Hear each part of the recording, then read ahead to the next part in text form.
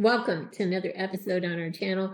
A couple episodes or so ago, we did a segment on a British Redcoat sideshow, and then I opted to customize the sideshow figure, use a smaller body, use a different head, and so forth.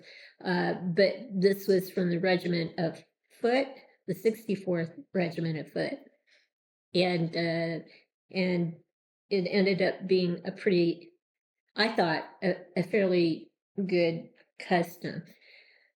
Of course, now we need to do the counterpart and represent the Continental Army under the command of General George Washington. And I looked him up earlier today. He was 6'3". I did not know that. 6'3". My husband is 6'2". I'm not anywhere close to that, but George Washington was 1 inch taller than my husband. So, yeah, who knew? Probably lots of things we didn't know about a lot of the presidents over the years. But anyway, George Washington did think it was very important to differentiate the Continental Army from the British armies. And so he said they should be predominantly blue, which he is here. There's still some red. And I don't know, red kind of says, shoot me. I don't know, that's kind of what I'm thinking. It's like a target, a visible target. On the other hand, I guess if you're shot, maybe the blood isn't as visible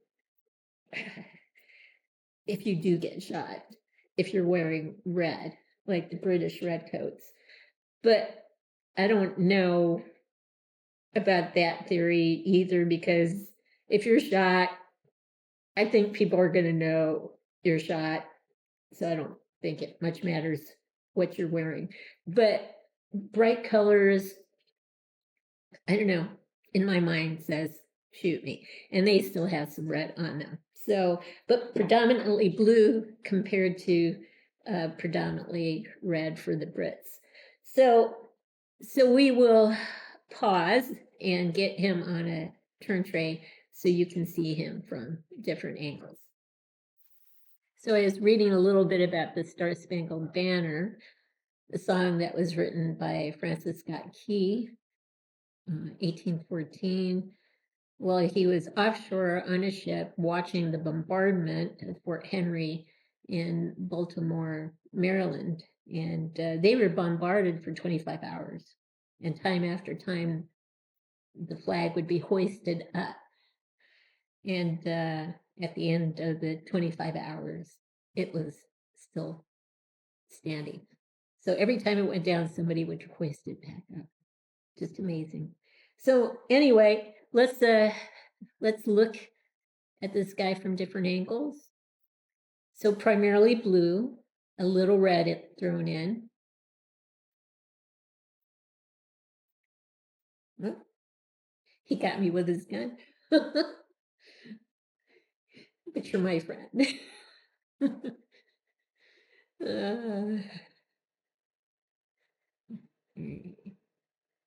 The hats are very similar, a little smaller than the British hats. And of course, the color scheme, somewhat similar. They do have the red going on, a little red here, but primarily blue.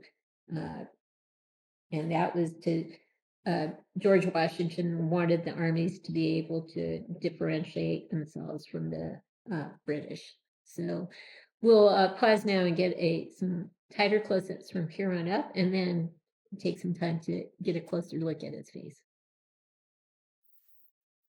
I probably am going to paint this musket, make the barrel, instead of silver, black. I like that look a lot better. But predominantly blue in the uniform, some red. We see a scabbard and a bayonet. There's a canteen there. I'm not careful, he's going to hit me with this weapon again. And then his cartridge bag here on the side. I'm sure he's not fully complete with what he would have had on the battlefield. His hat is very similar to the British hat. The British hat is a little bigger, but very similar. So we'll pause now and get a tighter close-up of his face. Let me turn him here. There we go. He has some scars on his face, which would not be unusual in any war. We'll just go side to side here.